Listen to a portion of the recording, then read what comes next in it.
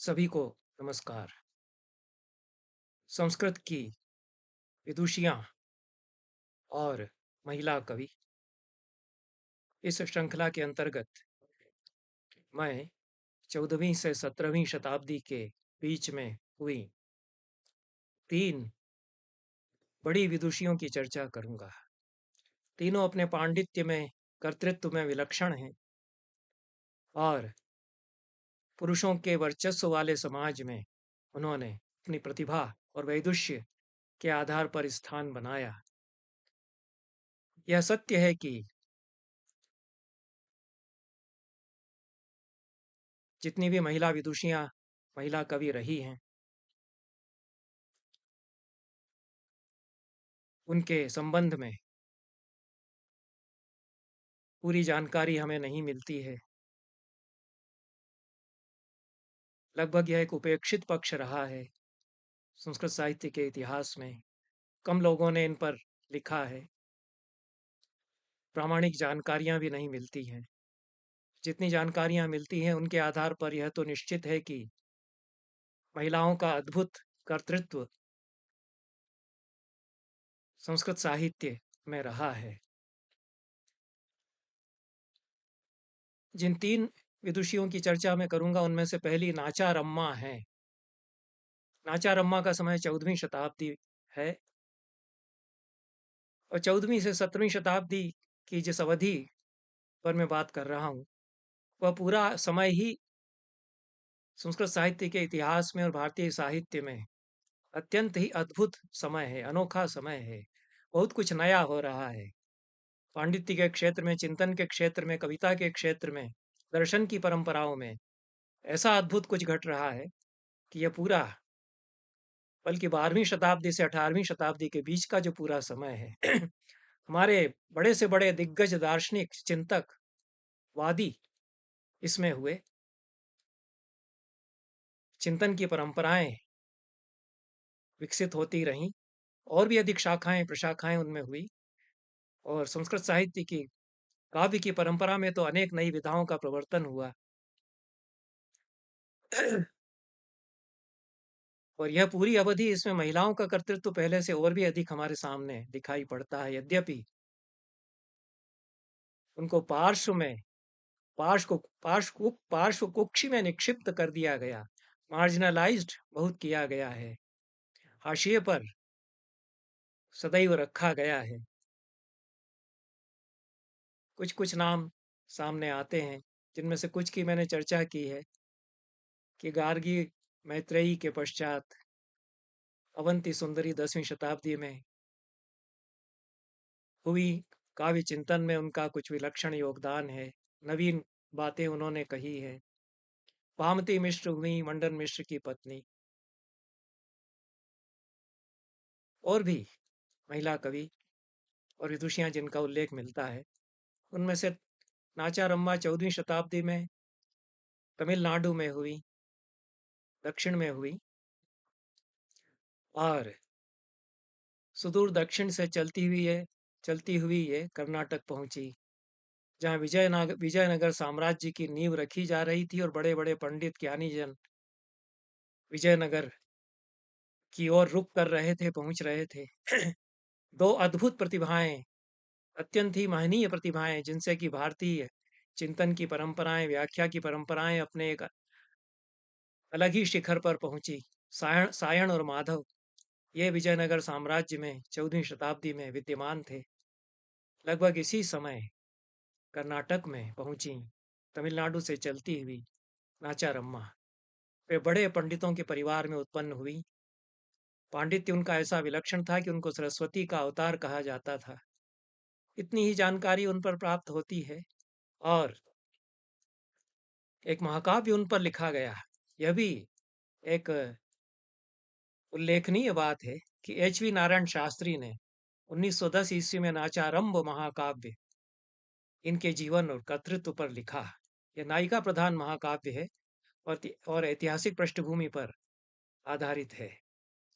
इसमें बताया गया कि तमिलनाडु की निवासिनी साक्षात सरस्वती रूपा नाचारम्मा किस प्रकार से यात्रा करती हुई कर्नाटक में पहुंची और वह वेदुष्ट में साक्षात सरस्वती थी। महान संत वेदांत के प्रकांड पंडित और मूर्धन्य वेदांती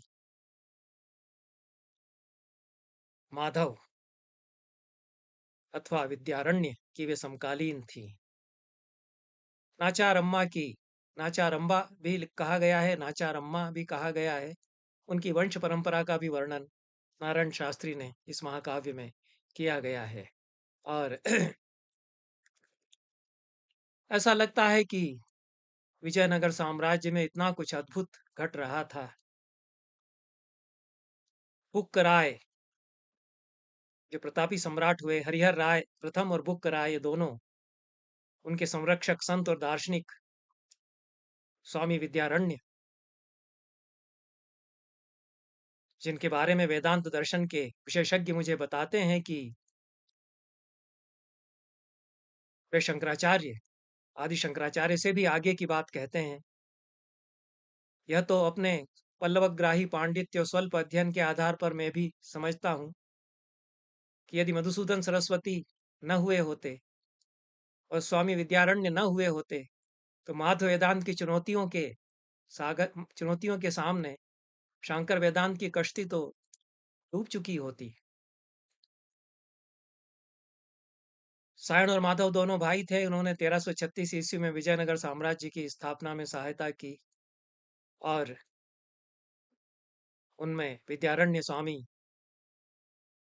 माधव, जिनका सर्वदर्शन संग्रह, अनुभूति प्रकाश, जीवन मुक्ति विवेक, जेमनी न्यायमाला, काल माधवी पंचदशी, इतना महत्वपूर्ण ग्रंथ वेदांत का, और स्मृतियों पर उनके ग्रंथ पाराशर माधवी, पराशर स्मृति व्याख्यान, स्मृति संग्रह इत्यादि, और त्रगदृश्य विवेक वेदांत का ग्रंथ, मौलिक चिंतन व्याख्यान, इस सब में अप्रतिम योगदान स्वामी विद्यारण्य का रहा। ऐसी महनीय विभूतियों के समक्ष नाचार अम्मा भी थीं मौजूद। कम उनके बारे में चर्चा हुई, कम उनके बारे में जाना गया, और जितनी जानकारी मिलेगी तो फिर कभी उन पर चर्चा होगी, पर वे निश्चित रूप से उल्लेखनीय हैं। इसी काल 14वीं से 17वीं शताब्दी के बीच में अनेक स्थल ऐसे हैं जो अपने आप में विश्वविद्यालय बनते जा रहे हैं, और विश्वविद्यालयों की हमारी एक अलग अवधारणा रही है। इस समय जो विश्वविद्यालय बन रहे हैं वो तो पश्चिम के, यूरोप के विश्वविद्यालयों की नकल पर बन रहे हैं। अंग्रेजों ने कलकत्ता यूनिवर्सिटी बनाई, मुंबई बॉम्बे यूनिवर्सिटी बनाई, मद्रास यूनिवर्सिटी बनाई, और उन्हीं के मानकों पर भारत में विश्वविद्यालय फिर बाद में बनते रहे, अभी भी बन रहे हैं। हमारा विश्वविद्यालय का कुछ स्वरूप, हमारी अवधारणा में उसका स्वरूप थोड़ा मुझे लगता है कि अलग था। और प्रायः यह भी होता था कि कोई एक गांव, पूरा का पूरा गांव विश्वविद्यालय बन जाता था। राजाओं ने कुछ पंडितों को एक गांव सौंप दिया, वो पंडितों की बस्ती उस गांव में बस गई, तो गांव ही पूरा विश्वविद्यालय बन गया। ऐसे गांवों के नाम मेरे सामने हैं जिनमें निश्चित रूप से मैं कह सकता हूं कि वे अपने आप में विश्वविद्यालय हैं। सरिसप पाही, छोटा सा गांव, इसका पूरा का पूरा इतिहास मिथिला के हमारे पंडित अग्रजों ने लिखा है, किशोरनाथ झा आदि ने। सरिसप पाही का इतिहास तो इतना अद्भुत है कि ऐसी जाज्वल्यमान संस्कृत साहित्य के नैयायिकों की, वेदांतियों की नक्षत्रमाला 10वीं शताब्दी से 18वीं शताब्दी के बीच में वहाँ होती रही, कई कई पीढ़ियां लगातार, और सारे भारत से वहाँ अध्ययन करने के लिए पहुंचते रहे लोग। फरीदपुर एक ऐसा गांव है, वर्तमान नाम फरीदपुर है, इसमें बांग्लादेश में चला गया जिला है फरीदपुर, और उसके आसपास के गांव, इनका इतिहास देखकर लगता है कि ये अपने आप में विद्यापीठ बन गए थे ये गांव। और फरीदपुर स्वयं संस्कृत विद्या का अच्छा केंद्र था, और इस पूरे क्षेत्र में अनेक विदुषियों ने और महिला कवियों ने जन्म लिया। इन्हीं में से एक प्रियमवदा हैं। इनका उल्लेख किया है कृष्णमाचार्य ने, और संस्कृत वाङ्मय कोश में श्रीधर भास्कर वर्णेकर जी ने। जानकारी इनके बारे में भी बहुत कम मिलती है। पंडित शिवराम की ये पुत्री थी और इनका विवाह पंडित रघुनाथ से हुआ। एक रघुनाथ मिथिला के महान नैयायिक हैं, दिग्गज दार्शनिकों में उनकी गणना की जाती है, बड़े विचारक हैं। पर यह कहना फिलहाल संभव नहीं है कि प्रियंवदा के पति रघुनाथ और मिथिला के महान नैयायिक रघुनाथ एक ही व्यक्ति हैं या अलग अलग हैं।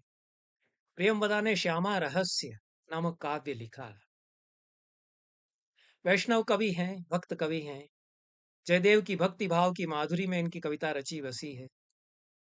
श्यामा रहस्य के श्यामा रहस्य तो मिलता है और सुंदर पद्य उसके हैं। एक पद्य में पढ़ रहा हूं। कालिंदी पुलिनेषु केलि सदनम कंसादिदैत्यद्विषम गोपालीभिरभुष्टुतम व्रजवधू नेत्रोत्पलैरर्चितम् बर्हालङ्कृतमस्तकं सुललितैरङ्गैस्त्रिभङ्गं भजे गोविन्दं व्रजसुन्दरं भवहरं वंशीधरं श्यामलम्। अपने आराध्य की स्तुति की है, अनुप्रासों की अच्छी झनकार उत्पन्न की है और शार्दुल विकटित छंद है। जयदेव की छाया भी हम देख सकते हैं। बात तो वही कही गई है, कृष्ण की भक्ति में डूब करके कालिंदी के पुलिन पर केली सदन जिन्होंने बनाया, कंसादि दैत्यों के जो शत्रु है, गोपांगनाएं जिनका स्तवन करती हैं, ब्रजवधुओं के नेत्रोत्पलों से जो अर्चित हैं, बरहालंकृत मस्तक है, मयूर पंख जिनके मस्तक पर विराजमान है और सुललित अंगों से त्रिभंगी जो बनाने वाले हैं, ऐसे ब्रज सुंदर भव हर वंशीधर श्यामल को मैं नमन करती हूँ, ऐसा प्रियंवदा कहती है। तीसरी कवि वैजयंती है। प्रियंवदा का भी संबंध फरीदपुर से है, फरीदपुर की ही निवासिनी ये थी और वैजयंती का संबंध भी फरीदपुर से है। फरीदपुर के धानुका गांव में रही। 17वीं शताब्दी का मध्य भाग इनका समय है। इनके पिता मुरभट्ट थे, अपने समय के प्रख्यात पंडित थे। मीमांसा दर्शन का इन्होंने विशेष अध्ययन किया अपने पिता से। यह उल्लेखनीय बात है कि महिलाओं में, महिला विदुषियों में मीमांसा की आचार्य हुई कई और मीमांसा दर्शन का उन्होंने विशेष अध्ययन क्यों किया, इस पर भी छानबीन की जानी चाहिए, क्योंकि विशेष रुचि महिला विदुषियों की मीमांसा दर्शन के अध्ययन में हम देखते हैं। और कृष्णनाथ सार्वभौम पंडित से इनका विवाह हुआ, जो स्वयं मीमांसा के अच्छे पंडित थे। पिता भी मीमांसा के अच्छे पंडित थे। दामाद या जामाता उन्होंने ऐसा ही खोजा जो मीमांसा का अच्छा पंडित हो। उनसे इनका विवाह हुआ। पुत्री को भी मीमांसा पढ़ाई थी और कृष्णनाथ ने स्वीकार किया कि उनकी पत्नी मीमांसा की अच्छी आचार्य हैं। तो इनके बारे में अनुश्रुतियां मिलती हैं इस पूरे क्षेत्र में, जिनका कि संग्रह बंगाल के हमारे विद्वत जनों ने कुछ किया है, हमारे मित्रों ने किया है। और यह कहा जाता है कि कृष्णनाथ सार्वभौम को मीमांसा दर्शन की कोई गुत्थी जब समझ में नहीं आती थी तो वो अपनी पत्नी से, वैजयंती से परामर्श करते थे। कृष्णनाथ सार्वभौम कोतलीपाड़ा के दुर्गादास तर्कवागीश के पुत्र थे। पिता से इन्होंने संस्कृत भाषा का और शास्त्रों का अध्ययन किया था और मीमांसा दर्शन में विशेष प्रावीण्य इन्होंने प्राप्त किया था। और जो अनुश्रुतियां वैजयंती के संबंध में हैं, उस प्रकार की अनुश्रुतियां, किंवदंतियां तो कुमारिल और प्रभाकर के संबंध में भी मिलती हैं कि कुमारिल ने प्रभाकर को अधिकृत कर रखा था कि मेरी पोथी तुम देख सकते हो। एक बार वो पोथी देख रहे थे, उसमें कोई वाक्य मिला, अत्र तु नोक्तम तत्रापि नोक्तम, इस प्रकार का कोई वाक्य मिला। अत्र तु नोक्तम तत्रापि नोक्तम, उसके हाशिए पर कुमारिल ने लिखा हुआ था कि अस्पष्टम, यह तो अस्पष्ट है। अत्र तु नोक्तम यहाँ भी नहीं कहा है, तत्रापि नोक्तम वहां भी नहीं कहा है, तो क्या कहना चाह रहे हैं। तो प्रभाकर ने उसको संधि विच्छेद करके वहीं अंकित कर दिया कि बहुत सरल है वाक्य। संधि विच्छेद करने पर अत्र तु न उक्तम तत्र अपि न उक्तम। यहाँ पर तू के द्वारा जो बात कही है, वहां पर अपि के द्वारा वह बात कही गई है। यही किंवदंती वैजयंती के संबंध में भी प्रचारित कर दी गई है।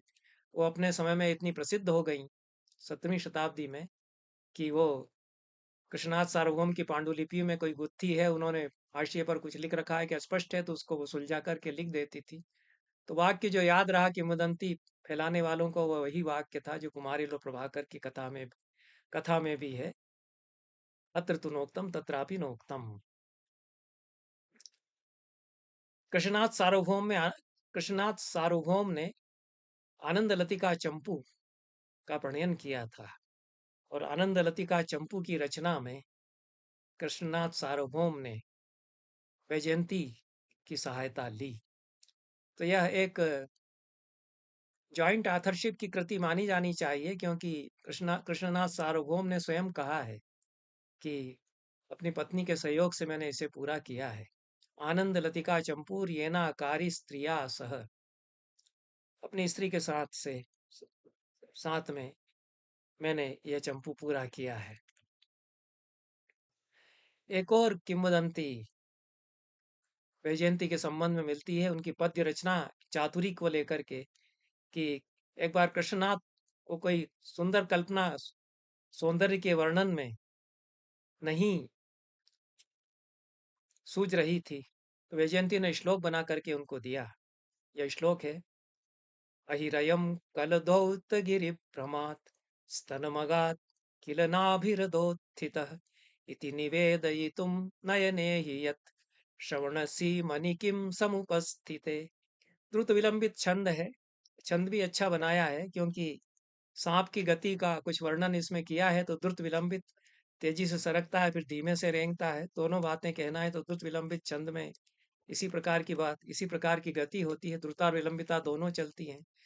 अहिरयम कलधौत गिरि भ्रमात्, ये जो सांप है, यह कलधौत गिरी के भ्रम से, दो सोने के पहाड़ मेरे सामने हैं, उन पर मैं चढ़ जाऊं इस भ्रम से। नाभि के रद से, नाभि सरोवर से निकला हुआ जो सर्प है, वह पक्षोज युगल तक रेंग रहा है। यह जो कुछ नीली पंक्ति रोमराजी की है, उसके ब्याज से, ऐसा नायिका के रूप का वर्णन में कहा गया। श्रृंगार है, देह के सौंदर्य का, देह के सौंदर्य की छटाओं का चित्र है।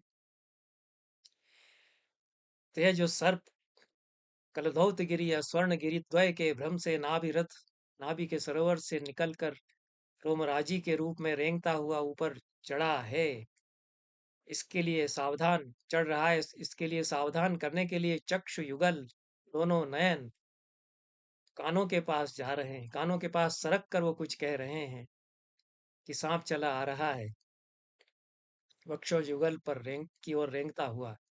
कानों में ही कोई बात फुसफुसा कर कही जाती है, तो आंखें कानों तक पहुंच कर के बता रही हैं। नायिका के अद्भुत सौंदर्य का वर्णन है। इसमें तो कहना ही क्या है कि कल्पना, यद्यपि बहुत मौलिक नहीं है, इस प्रकार की कल्पनाएं और भी कवियों की मिलती हैं।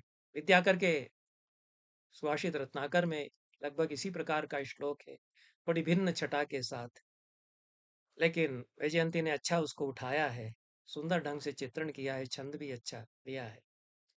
एक और श्लोक वैजयंती का मिलता है, जिसके आधार पर मुझे लगा कि ये अद्भुत कल्पनाशील व्यक्तित्व इनका है, कवित्व इनका है, और एक छोटा सा अनुष्टुप है, उस पर बड़ी बड़ी कविताएं निछावर की जा सकती हैं।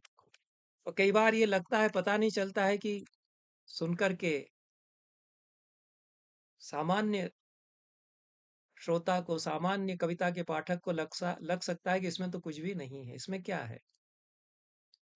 मच्छर का वर्णन किया है, इसके पीछे अनुश्रुति है।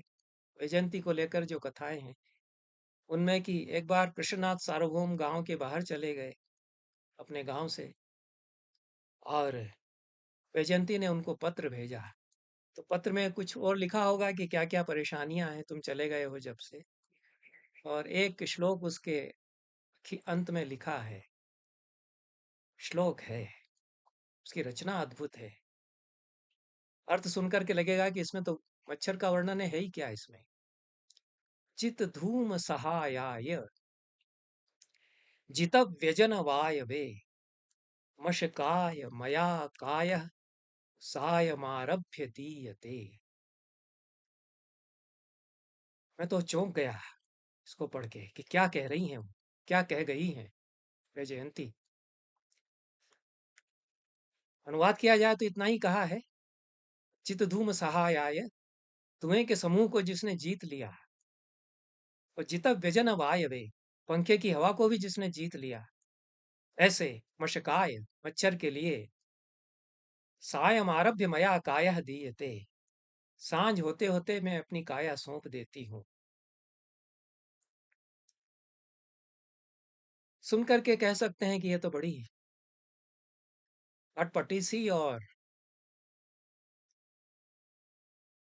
कुछ ऐसी बात है कि इसमें कोई कविता भी नहीं लगती है। धुएं के समूह को जीतने वाले, पंखे की हवा को जीतने वाले मच्छर को सायं काल आते आते मैं अपनी काया सौंप देती हूँ, इसमें क्या कविता है।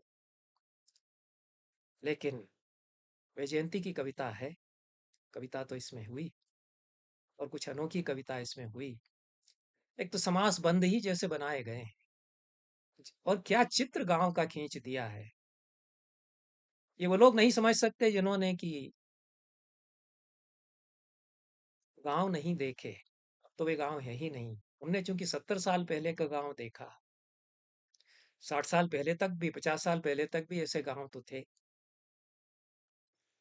जहां मच्छर यदि हमला कर रहे हैं तो कंडे जलाए जाते थे, कंडों का धुआं किया जाता था, और मच्छरों से कुछ रक्षा उससे हुई जाती थी। कंडे तो वैसे भी जलाए ही जाते थे, उपले जलाए जाते थे रसोई के लिए भी।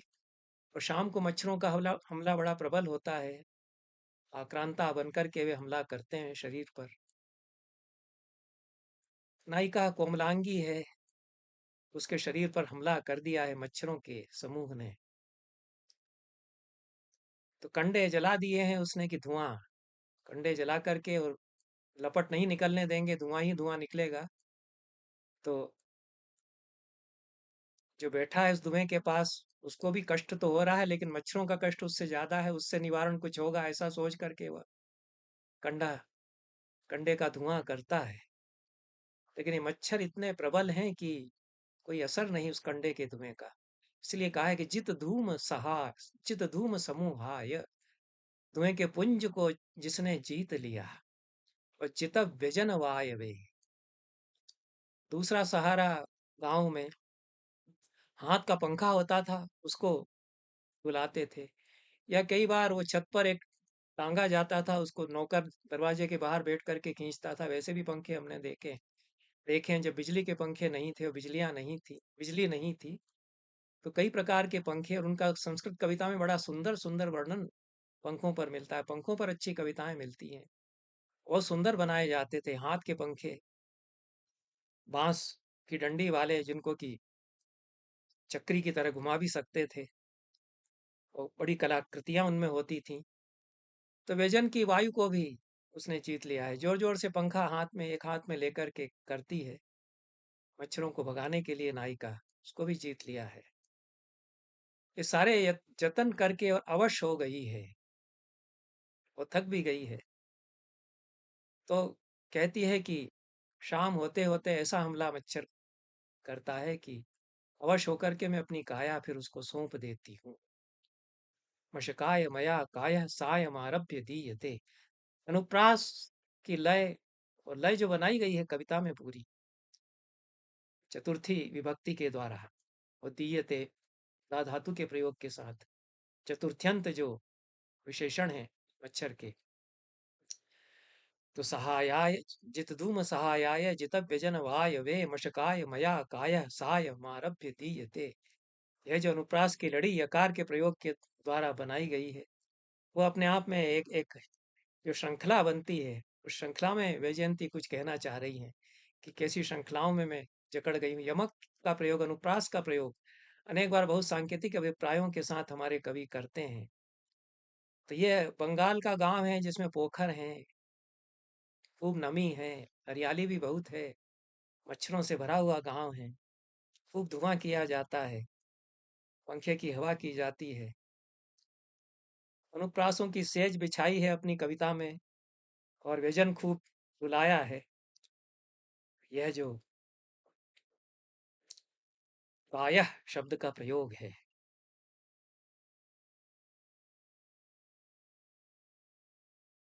बहुत सांकेतिक है। पुल्लिंग शब्द है एक तो, मया काया, काया कितना संघर्ष कर रही है। संस्कृत हिंदी में तो काया कहते हैं, संस्कृत में काय शब्द पुल्लिंग में होता है। शरीर शब्द का प्रयोग नहीं किया है। शरीर में सौंप देती हूँ ऐसा नहीं कहा है। शरीर नपुंसक लिंग में होता है। काया शब्द का प्रयोग किया है। तनु शब्द का प्रयोग कर सकती थी, वशकाय मया तन्वी तनु ऐसा कुछ कर सकती थी स्त्रीलिंग में, लेकिन यह गृहिणी है जो गृहस्थी में खटती रही है, छुई मुई सी नायिका नहीं है, गृहिणी है, उसकी यह काया है। पुल्लिंग में इसलिए काय शब्द का प्रयोग किया है। अंततः मैं अपना काय उसके हवाले कर देती हूँ। ऐसा कहने में कदाचित व्यंग्य है। जो नागरिकाएं हैं संभ्रांत वर्ग की, नगर की अट्टालिकाओं में रहने वाली जो नायिकाएं हैं, स्वेरणी नायिकाएं हैं, उन पर व्यंग्य हैं, जो कि पर पुरुष के दंतक्षत को भ्रमर के कांटे का चिन्ह बताती रहती हैं, उन पर भी कटाक्ष है। ये जो पूरी कविता परंपरा है उस पर पति के प्रति एक ठिठोली सी भी की है उन्होंने, कि जो काय तुम्हें सौंपने के लिए था उसको मच्छर को सौंपना पड़ रहा है मुझे। इतनी निढाल हो जाती हूँ दिन भर काम करके, फिर मच्छरों के हमले से अपनी रक्षा करते करते करते इतनी थक जाती हूँ कि फिर सोच लेती हूँ कि ठीक है यही चूस ले मेरा खून। ऐसा यह गृहिणी की ठोस वास्तविकताओं की दुनिया भी है, जो इन सब के बीच में फुर्सत में कभी एक पद्य बनाती है तो ऐसा फिर पद्य बना देती है, उसमें और भी संकेत हो सकते हैं। यह तो वैजयंती होती तो बताती कि क्यों उन्होंने एक वचन का प्रयोग किया है। वशकेभ्यो मया काय, ऐसा भी तो कह सकती थी। हमला तो कई मच्छरों का ही हो रहा है, उन्हीं को भगाने के लिए धूम पुंज कहा है, उधर तो समूह कहा है, धुएं का समूह धूम का पुंज है, लेकिन यहाँ एक वचन ही है। उनके पति ही जानते होंगे कि क्या कहना चाहती है, मशक कौन है, क्या संकेत है। पंडिता की कविता है, बड़े पंडित के लिए भेजी गई है, दोनों के बीच की बात है। उसमें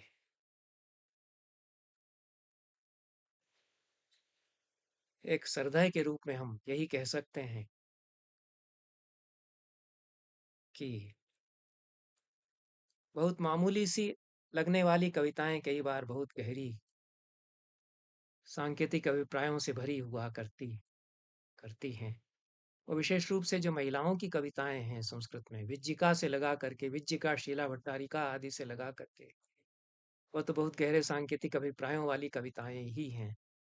और वैजयंती उस कविता परंपरा से भी परिचित हैं, लेकिन गांव देहात में रह करके वहाँ के वातावरण के बीच जो लिख रही हैं, तो सारी कविता संभ्रांत वर्ग की उस सारी कविता परंपरा पर भी एक कटाक्ष वे कर रही हैं कि कहाँ की वे नायिकाएं जो भ्रमर दंश का बहाना करती हैं अपने जार या यार के दंतक्षत को छिपाने के लिए, कहाँ हम हैं जिन पर मच्छर हमला कर रहा है। और भी कई कवि हैं इस पूरी अवधि में। 16वीं 17वीं शताब्दी का समय तो बहुत ही और भी अद्भुत समय है मुझे लगता है, जिसमें कि नीलकंठ दीक्षित जैसे महान कवि हैं, पंडित राज जगन्नाथ जैसे उत्पट आचार्य और बड़े कवि मौजूद हैं, अप्पय दीक्षित जैसे महान दार्शनिक हैं। उसी समय में तिरुमलाम्बा भी लिख रही हैं, मधुरवाणी भी लिख रही हैं, गंगा देवी भी लिख रही हैं। यह 16वीं 17वीं शताब्दियों का समय है, संस्कृत कविता के अद्भुत शिखरों पर पहुंचने का समय है। और इन महिला कवियों का उसमें योगदान जो कि अन्यून है, अन्यून और अनतिरिक्त है। और अपनी मनोहारिणी छटाएँ बिखेरता है। फिर कभी चर्चा उस पर करेंगे। धन्यवाद।